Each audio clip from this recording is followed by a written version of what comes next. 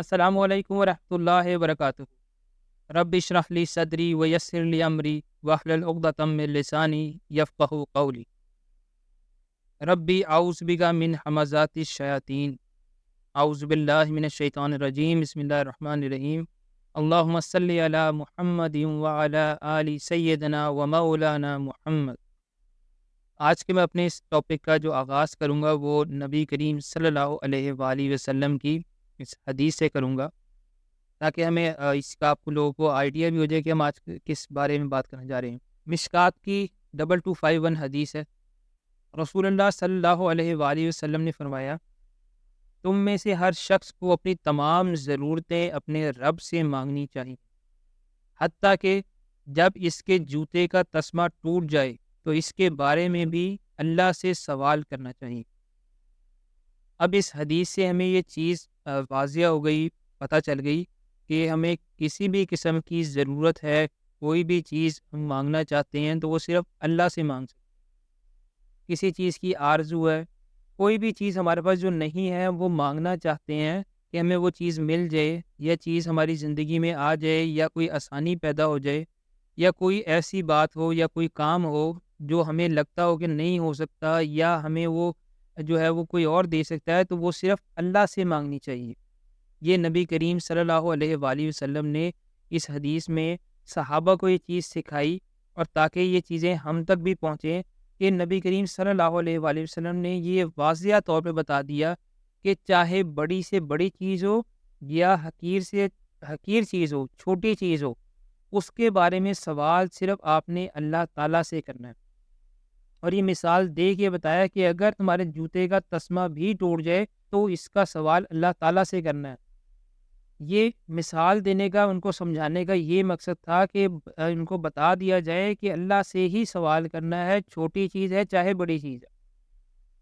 تو اس کے بارے سے ہمیں یہ اندازہ ہو گیا، اس چیز کا پتہ چل گیا کہ نبی کریم صلی اللہ علیہ وآلہ وسلم نے جو یہ بات ہمیں بتائی، سکھائی ہمیں، اس کا مطلب یہی ہے کہ صرف اللہ سے مانگو اور کسی سے نہیں مانگو۔ اب قرآن میں نبی کریم صلی اللہ علیہ وآلہ وسلم کو اللہ تعالیٰ نے کیا اس کی ہدایت دی ہے کہ اللہ کے سوا کسی اور کو نہیں پکارنا، کسی اور سے فریاد نہیں کرنی ہے۔ تو اس کے لیے جو سورہ شعراء کی 213 نمبر کی آیت ہے، اس کا ترجمہ ہے، بس اے محمد صلی اللہ علیہ وآلہ وسلم، اللہ کے ساتھ کسی دوسرے معبود کو نہ پکارو، ورنہ تم بھی سزا پانے والوں میں شامل ہو جاؤ۔ اب اس آیت کے اندر بھی اللہ تعالیٰ نے جو بالکل واضح طور پہ نبی کریم صلی اللہ علیہ وآلہ وسلم کو یہ بتا دیا کہ اللہ کے سوا کسی کو نہیں پکارنا، کسی فریاد کے لیے، کسی ضرورت کے لیے، یا کسی بھی ایسے کام کے لیے جو اللہ کے سوا کوئی نہیں کر سکتا، اس کے لیے آپ نے کسی کو نہیں پکارنا۔ اگر کسی اور کو پکارو گے، کسی اور کو اللہ کا شریک بنا کے پکارو گے، تو وہ کون ہوگا؟ معبود ہوگا۔ تو اللہ تعالیٰ نے منع کر دیا کسی اور معبود کو نہیں پکارنا۔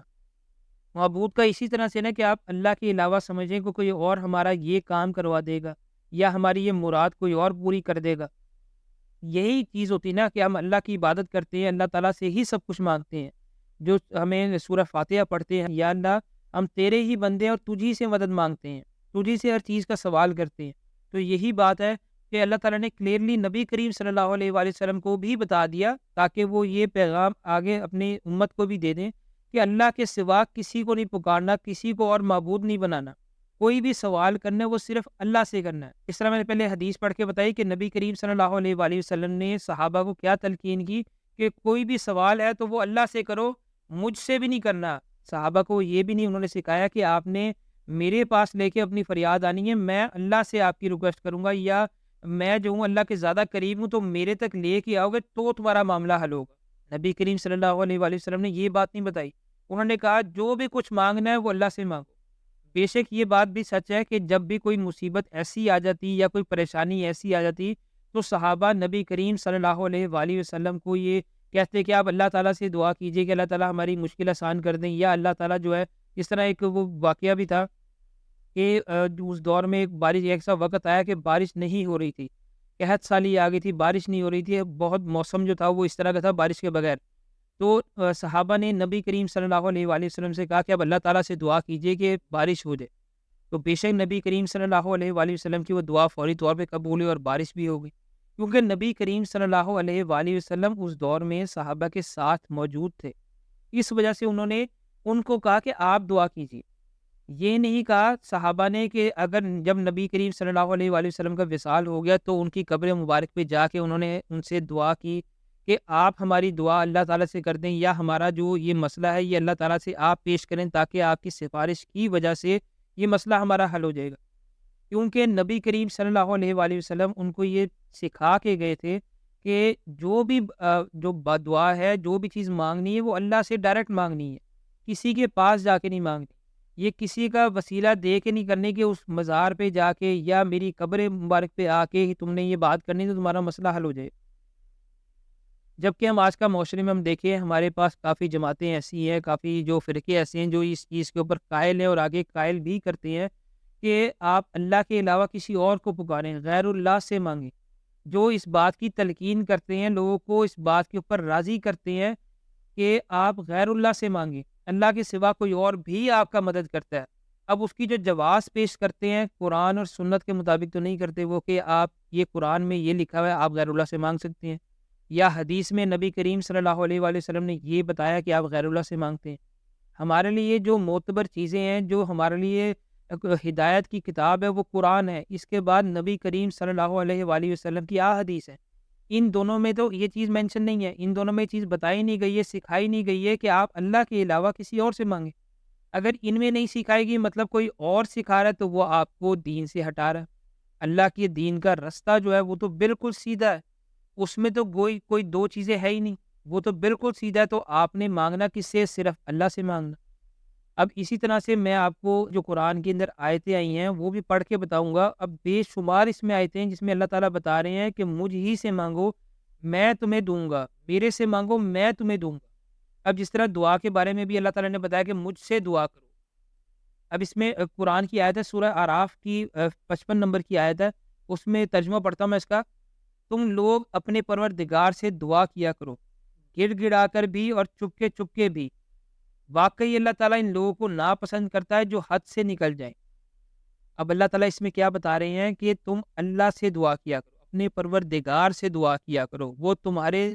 جو اگر تم چپکے چپکے بھی دعا کرو، چاہے اونچی آواز میں کرو تو بھی اللہ تعالیٰ سن رہا ہے، گڑ گڑا کے اللہ سے دعا کرو، رو رو کے دعا کرو، اللہ تمہاری دعا قبول کرے گا۔ اللہ تعالیٰ قرآن میں اگر یہ بات کہہ رہی ہیں کہ مجھ سے دعا کرو تو آپ نے صرف اللہ سے دعا کرنی ہے۔ کسی کے مزار پہ جا کے جس طرح کوئی جواز پیش کرتے ہیں کہ ہم یہ اپنے اللہ کے اولیاء کے پاس آئے ہیں، وہ نیک بندے ہیں، وہ اللہ کے زیادہ قریب ہے، اس لیے ہم ان سے ریکویسٹ کریں کہ وہ ان کا وسیلہ پیش کریں کہ اللہ تعالیٰ ان کے وسیلے سے ہمیں عطا کر دے، یا اللہ کی مرضی سے وہ ہمیں عطا کر دے۔ اللہ تعالیٰ کہہ رہے ہیں کہ میرے علاوہ کوئی عطا نہیں کر سکتا، میں چاہوں گا تو میری مرضی کے بغیر کوئی کچھ نہیں کر سکتا، اللہ کے پاس ہی سارا فضل ہے اللہ کا، اس میں کسی کا حصہ نہیں۔ تو پھر کوئی کیسے کہہ سکتا ہے کہ آپ کی دعا جو ہے یا کہ کوئی بھی ہمیں اللہ کی مرضی سے بھی ہمیں کوئی دے سکتا ہے؟ کوئی بھی دے نہیں سکتا۔ سب کچھ تو دیتا اللہ تعالیٰ ہے۔ اور جس طرح یہ مثالیں بیان کرتے ہیں کہ آپ نے کوئی کام کے لیے کہا تو آپ اپنی والدہ سے کیوں مدد مانگ رہے ہیں، اپنے بھائی سے کیوں مدد مانگ رہے ہیں، اس سے کیوں مدد مانگ رہے ہیں، یہ تو آپ پھر غیر اللہ سے مدد مانگ رہے ہیں۔ ایک چیز فزیکلی موجود ہے، جس طرح میرا بھائی ہے یا میری ماں ہے یا میرا کوئی رشتہ دار ہے یا کوئی دوست ہے جس سے میں کوئی کام کہتا ہوں، وہ فزیکلی موجود ہے، اس سے میں یہ اپنا کام کہوں گا میری مدد کر دے گا۔ جس طرح حدیث میں بھی آتا ہے کہ ایک دوسرے مسلمانوں کی مدد کیا کرو، تو یہ مدد کرنا یہ ہے، شخص یا وہ موجود نہیں ہے اور دعا کر کے آپ یہ ہاتھ اٹھا کے کہہ دیں اس سے کہ تم آپ میرا کام کر دو، یا میں اپنے بھائی سے کہوں میرے بھائی میرا کام کر دو، میرے بھائی میرا کام کر دو، نہ تو میرا بھائی موجود ہے نہ وہ سن سکتا ہے وہاں پہ، میرا بھائی فزیکلی میرے پاس نہیں ہے تو وہ کیسے میرا کام کر سکتا ہے، میری مدد تو نہیں کر سکتا وہ۔ اب اللہ تعالیٰ کے جو اللہ تو ہے وہ تو ہر چیز سن رہا ہے، اب اللہ کو ہم ہر چیز سنا سکتے ہیں، اس کے بارے میں بے شمار آیات ہیں جس کے بارے میں جس طرح ہمیں اس سے پتہ چلے گا کہ اللہ تعالیٰ ہر وقت ہر چیز سن رہے ہیں ہماری، تو ہمیں پھر کسی اور کو سنوانے کی کیا ضرورت ہے؟ اللہ تعالیٰ نے جو دعا کرنے بھی سکھایا بھی ہمیں قرآن کے اندر کہ دعا اس طرح سے کریں، اور انبیاء جو تھے وہ بھی اللہ تعالیٰ سے ہی ریکویسٹ کرتے تھے، اللہ تعالیٰ سے ہی دعا کرتے تھے اپنے ہر مشکل وقت پہ۔ جب انبیاء نے رسولوں نے یہ چیزیں ہمیں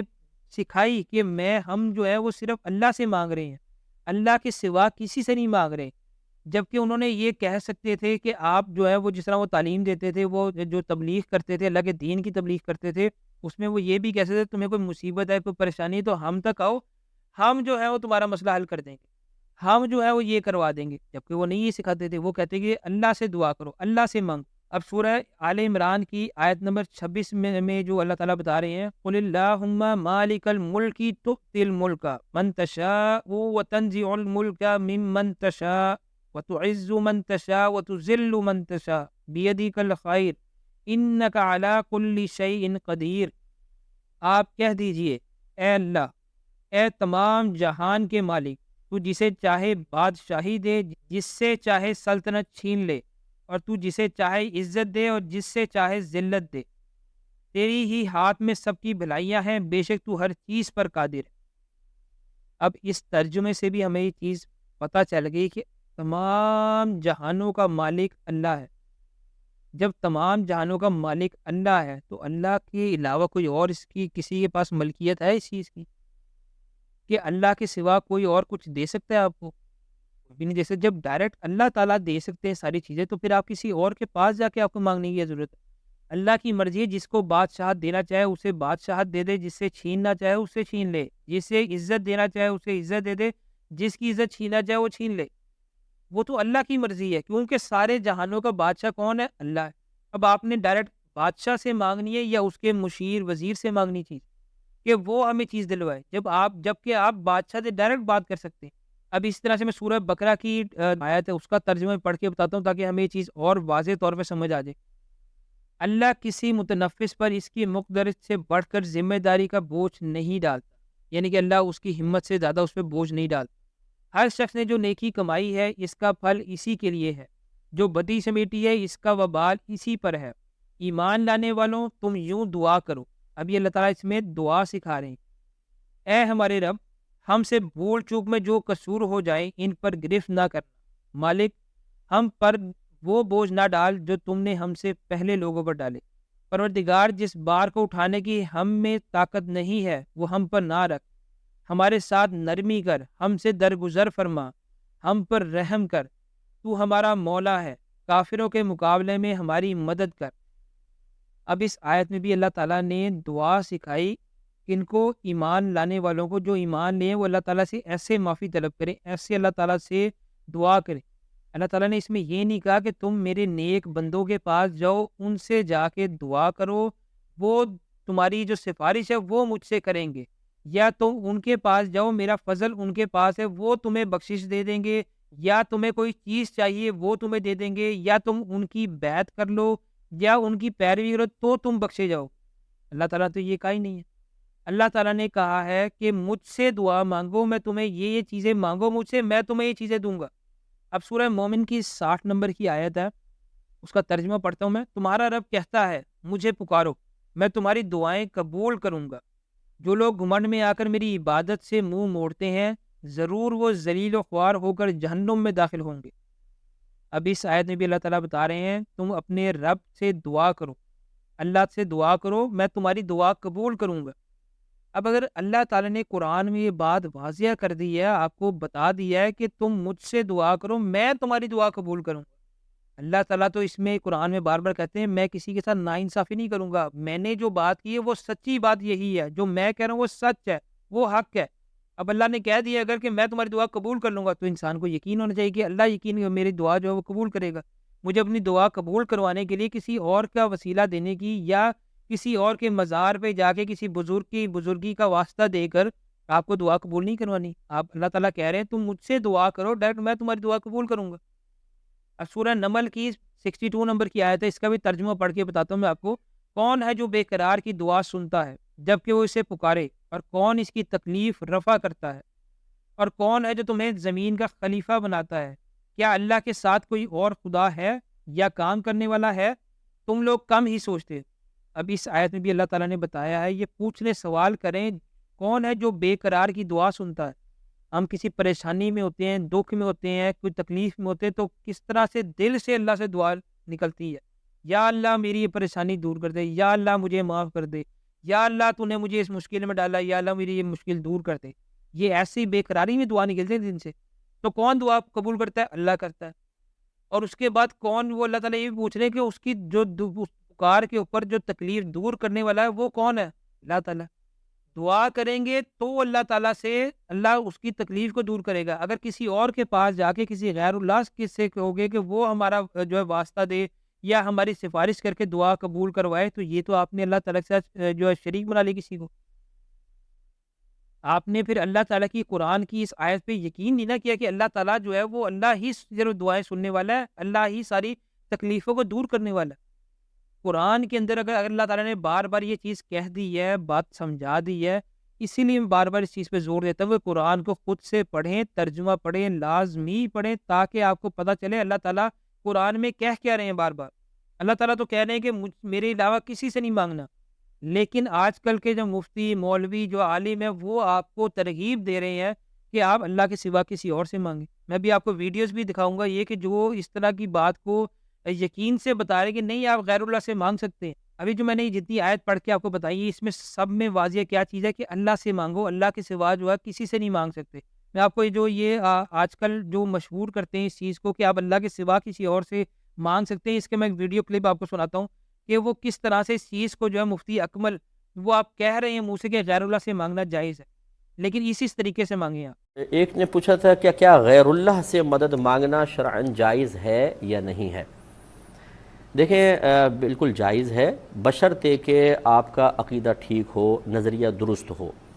اس میں تفصیل یہ ہے کہ اللہ تبارک و تعالیٰ سے ہی مدد مانگنا افضل اور اولیٰ ہے۔ اب یہ اس پہ بات بتا رہے ہیں کہ ان سے جو ہے پوچھے، اگر یہ چیز بتا رہے ہیں کہ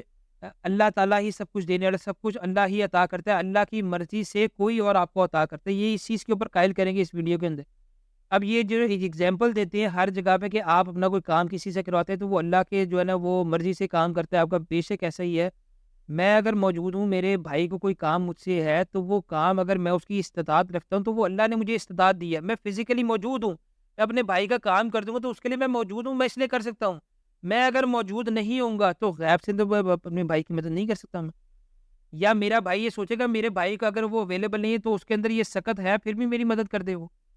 جس طرح یہ مثال دیتے ہیں ہر وقت کہ جو اللہ کے معتبر بندے ہوتے ہیں، اللہ کے چنندہ بندے ہیں یا اولیاء ہے، اولیاء کرام ہے، ان کو اللہ تعالیٰ نے یہ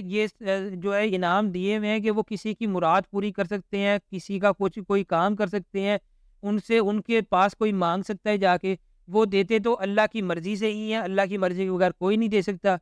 بھئی آپ یہ بات سوچیں، اپنے دماغ سے سوچیں یہ چیز کہ جب ڈائریکٹ آپ کا رابطہ اللہ سے ہے، مانگنا صرف اللہ سے، دینا صرف اللہ نے ہے، تو آپ کو کسی اور کے پاس جا کے کیوں مانگنا پڑے گا؟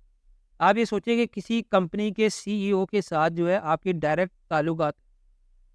آپ کمپنی میں جو ہے وہ بالکل لوسٹ کے امپلائی ہیں، اس کے بعد آپ کے تعلق لیکن سی ای او تک ڈائریکٹ ہیں، آپ کے پاس اس کا موبائل نمبر بھی ہے، آپ اس کے ساتھ جو ہے وہ رابطہ ڈائریکٹ کرتے ہیں، کال میں بات بھی کر سکتے ہیں، اور وہ آپ سے بات کرتا بھی ہے، سنتا بھی آپ کی ہے۔ تو پھر آپ کو ضرورت ہے کہ اپنی سفارش اس کے بعد آپ کسی مینیجر، لائن مینیجر یا کسی اور کے پاس لے کے جائیں، کسی ڈائریکٹر کے پاس لے کے، جی وہ آپ ہمارا جو ہے نا بات جو ہے ڈائریکٹ کروا دیں ہماری اس کے ساتھ، کمپنی کے سی ای او کے ساتھ۔ جب آپ کے پاس ڈائریکٹ لائن ہے تو آپ بے شک یہی کریں گے آپ کہ بھائی میں تو ڈائریکٹ کال کر کے سی ای او کو اپنی تکلیف بتاتا ہوں، اپنا مسئلہ بتاتا ہوں، وہ میرا مسئلہ حل کر دے گا کیونکہ کمپنی اس کی ہے۔ اب آپ تو یہ سوچ نہیں سکتے کہ میں کسی اور کے پاس جا کے بتاؤں، اس کو پہلے اپنا مسئلہ بتاؤں، پھر وہ جا کے ریکویسٹ کرے گا، وہ میرا کام کروائے گا۔ جب آپ کے پاس ڈائریکٹ اللہ کی رسی ہے، اللہ سے آپ کا ڈائریکٹ رابطہ ہے، تو پھر آپ کو کیا ضرورت ہے کسی اور کے پاس جا کے اپنی ریکویسٹ کریں یا اپنا وسیلہ پیش کریں؟ جی وہ آپ کے جو ہے وہ ان کا بڑے نیک بندے تھے، وہ آپ کے اولیاء تھے، تو ان سے جا کے میں دعا کر رہا ہوں تو وہ آپ تک پہنچائیں گے، پھر آپ میرا کام کر دیں۔ ابھی ان کی لاجک سنیے گا، یہ آگے لاجک دے کیا رہے ہیں آپ؟ لہٰذا اگر میں آپ سے پوچھوں کہ کوئی ایک نعمت ایسی بتائیں کہ جو اللہ تعالیٰ نے براہ راست آسمان سے آپ کے گھر میں گرا دی ہو، تو آپ نہیں دکھا سکیں گے۔ دنیا کو اللہ تعالیٰ نے اسباب، عالم الاسباب بنایا ہے، ہر چیز کا ایک سبب قائم کر دیا ہے، حالانکہ اللہ تعالیٰ غیر محتاج ہے۔ تو بس اگر کوئی کسی اللہ کے نیک بندے سے طلب امداد کرتا ہے، اور نظریہ یہی ہوتا ہے کہ دینے والی ذات فقط اللہ تعالیٰ کی ہے، تمام خزانے اسی کے دست قدرت میں ہیں، اور میں حقیقتاً اللہ تعالیٰ سے ہی طلب کر رہا ہوں، لیکن وہ اپنے نیک بندوں کو، وہ اپنے مقرب بندوں کو جو نعمت عطا فرماتا ہے میں اس سے حصہ حاصل کر رہا ہوں، تو اس میں شرعاً کوئی حرج نہیں ہے۔ اب یہ ان کی مثال سن لی آپ نے۔ اگر آپ کے گھر میں اگر سبزی والا آپ کے گھر دینے آ رہا ہے، آپ کو کوئی سبزی لینے جاتے ہیں بازار سے، تو obviously آپ جا کے خرید کے لے کے آئیں گے۔ آپ یہ تو نہیں دعا کریں گے کہ یا اللہ میرے گھر میں سبزی پھینک دے، آپ نے مانگنا اللہ سے یا اللہ مجھے کھلا رزق دے، مجھے فراغ رزق دے، اللہ تعالیٰ آپ کے لیے اسباب پیدا کریں گا۔ تو کون کر رہا ہے اسباب پیدا؟ وہ اللہ تعالیٰ کر رہا ہے۔ آپ نے مانگنا اللہ سے، اللہ تعالیٰ آپ کے روزی کا وسیلہ بنائیں گے، آپ کے پاس پیسے آئیں گے، آپ کمائیں گے پیسے، اس کے بعد جا کے سبزی خرید کے لائیں گے گھر پہ۔ یہ اسباب پیدا کیے آپ نے۔ لیکن آپ کسی غیر اللہ کے پاس جا کے یہ دعا کریں کہ اس کو کہیں آپ کہ اس سے جا کے دعا کریں تو میری روزی میں اضافہ کر دے، میری مشکل آسان کر دے، تو کیا وہ کر سکتا ہے؟ اس کی طاقت ہے اس کے پاس؟ یا اللہ تعالیٰ نے کہا ہے کہ تم اس کے پاس جا کے کرواؤ؟ اب یہ ایک فزیکل چیز اور نان فزیکل چیز کی جو ہے مثالیں کمبائن کر کے کہتے ہیں کہ جو وہ چیز وہ ایک شخص موجود ہے اس سے بھی آپ کام لے رہے ہیں، اور ایک بندہ جو ہے موجود نہیں ہے آپ اس سے بھی کام لے سکتے ہیں۔ یہی بات ہے کہ یہ غیر اللہ کو یہ ایک ساتھ کر دیتے ہیں کہ آپ جو ہے وہ دنیا میں کسی سے کام کروا رہے ہیں تو اب کسی جو شخص موجود نہیں ہے اس سے بھی کام کروا لیں آپ۔ بے شک وہ جب تک حیات تھے، جو بھی اولیاء اللہ کی بات کرتے ہیں یہ وہ حیات تھے، وہ اللہ کے بے شک نیک بندے ہوں گے، انہوں نے دین کا بہت کام کیا ہوگا، اولیاء اللہ ہوں گے، بڑا مقام ہوگا اللہ کے پاس ان کا۔ لیکن جب وہ حیات نہیں ہے تو پھر آپ ان کے دربار پہ جا کے، کسی کے مزار پہ جا کے وہاں پہ کچھ مانگ سکتے جا کے، جبکہ اللہ تعالیٰ نے تو کہا ہے کہ کسی سے نہیں مانگنا، میرے سے مانگنا ہے۔ اگر کوئی ایسی بات ہوتی، کوئی چیز ہوتی، تو جو انبیاء ہمارے گزرے ہیں انہوں نے کوئی ایسی روش اختیار کی۔ جس طرح نبی کریم صلی اللہ علیہ وآلہ وسلم پہ کوئی برا وقت آتا تھا، برا وقت سے مراد کوئی تکلیفیں آئیں کیونکہ انہوں نے کٹھن زندگی گزاری، یا کفار کے ساتھ مشرکوں نے جو ہے ان کے اوپر جو ہے وہ حملے کیے، 100,000 جو چیزیں وہ ان کی مشکلات جو ہے ان کی سیرت نبی پڑھیں تو آپ کو پتہ چلے گا نبی کریم صلی اللہ علیہ وآلہ وسلم نے کتنی کٹھن زندگی گزاری ہے۔ تو انہوں نے نبی کریم صلی اللہ علیہ وآلہ وسلم نے کیا کسی کا وسیلہ پیش کیا اللہ تعالیٰ کی بارگاہ میں؟ کسی جن سے پہلے جو گزرے تھے نبی اور رسول گزرے تھے ان کے وسیلے پیش کر کے کہا کہ یہ آپ کے برگزیدہ بندے ہیں، یہ چنندہ بندے ہیں، ان کے وسیلے پیش کر کے کہا کہ ایسا کریں آپ؟ اللہ کے نبی نے تو ایسا نہیں کیا، انہوں نے تو بتایا، تعلیم بھی دی اور خود بھی دعا کی، اللہ تعالیٰ سے ڈائریکٹ مانگی چیزیں ساری کہ اللہ اب ہماری مشکل کو آسان کر دیں، اور صحابہ کو بھی یہ چیز سکھائی۔ کیا یہ چیز ہمیں کسی پیغمبر کی تعلیمات سے ملتی ہے کہ انہوں نے یہ کام کیے ہوں گے؟ یا اس سے پہلے جو پیغمبر قصے قرآن میں بیان کیے گئے انہوں نے بھی بتایا، اللہ تعالیٰ نے جو ہر پیغمبر کا قصہ بتایا، ان کے اوپر مشکلات آئیں، ان کے جو لوگوں نے ان کو جھٹلایا، ان کے اوپر مصیبتیں آئیں تو انہوں نے اللہ سے دعا کی۔ ان سے پہلے جو پیغمبر گزر گئے تھے یا ان سے پہلے ان کے ساتھ جو موجود تھے ان سے نہیں کہا کہ تم میری سفارش کر دو یا تم یہ کر دو، انہوں نے صرف اللہ تعالیٰ سے ڈائریکٹ دعا مانگی کہ یا اللہ ہماری اس مسئلے کو حل کر دے۔ میں اس میں پیغمبر کی جو واقعات ہے اس میں بھی تھوڑا ریفرنس جو دعاؤں کا وہ بھی دیکھ کے آپ کو بتاتا ہوں میں قرآن سے۔ سورہ بقرہ کی 126 نمبر آیت ہے، اس کا ترجمہ میں پڑھ کے بتاتا ہوں آپ کو، اور یہ کہ ابراہیم علیہ السلام نے دعا کی، اے میرے رب اس شہر کو امن کا شہر بنا دے اور اس کے باشندوں میں سے جو اللہ اور آخرت کو مانے انہیں ہر قسم کے پھلوں کا رزق دے۔ جواب میں اس کے رب نے فرمایا جو نہ مانے گا دنیا کے چند روزہ زندگی کا سامان تو میں اسے بھی دوں گا،